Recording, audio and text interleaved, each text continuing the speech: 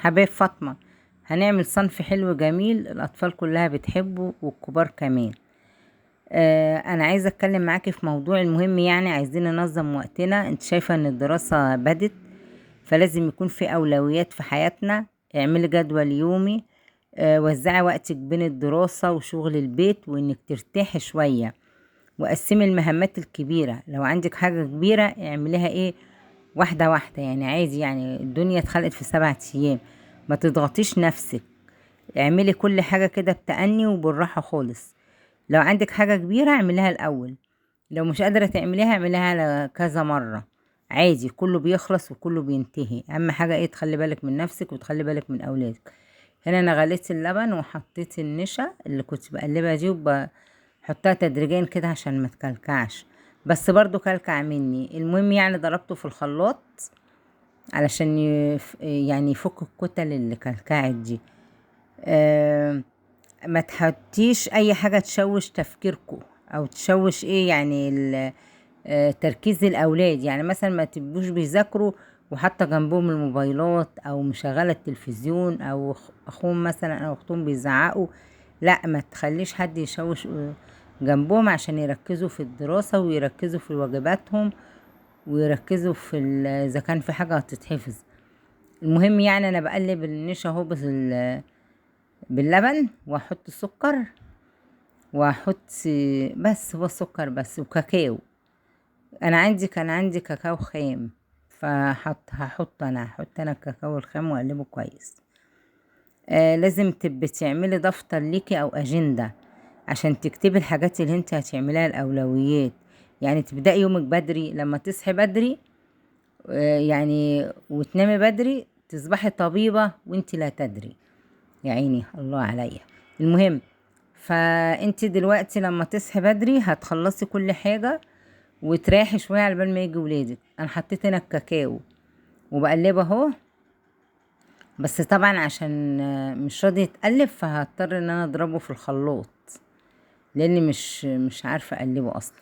المهم اضربه في الخلاط يعني. حطي وقت محدود للراحة، يعني مش ده انك مثلا العيال تروح المدرسة وانتي تديها نوم لحد الظهر لحد ما العيال تيجي.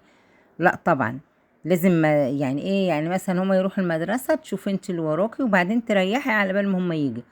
اهو اديني قلبته بالمضرب، قلت احاول افك الكتل اللي فيه. المهم يعني قعدت اقلبه بالمضرب زي ما انت شفتوا كده عشان افك الكتل اللي فيه. اخر ما زهقت بقى ايه، ضربته في الخلاط عشان يبقى ناعم وسهل كده زي ما انتوا شايفين كده.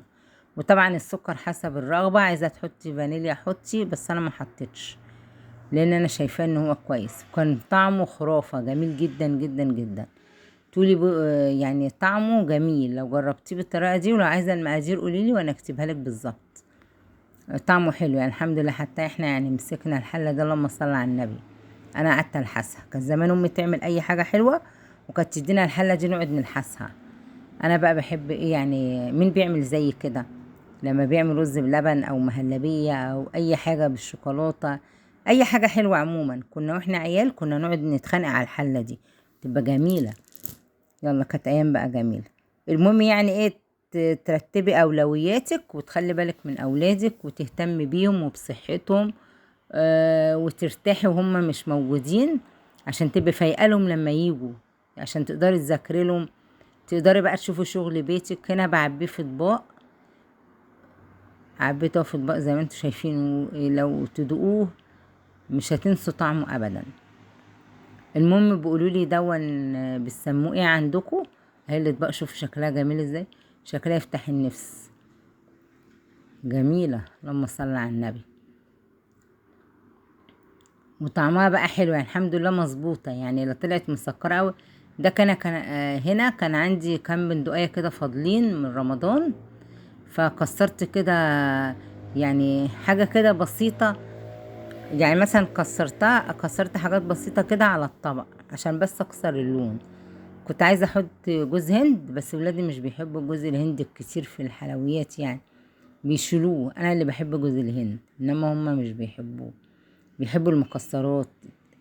بس شوفوا بقى طعمه جميل ازاي. يلا صلوا على الحبيب قلبكم يطيب.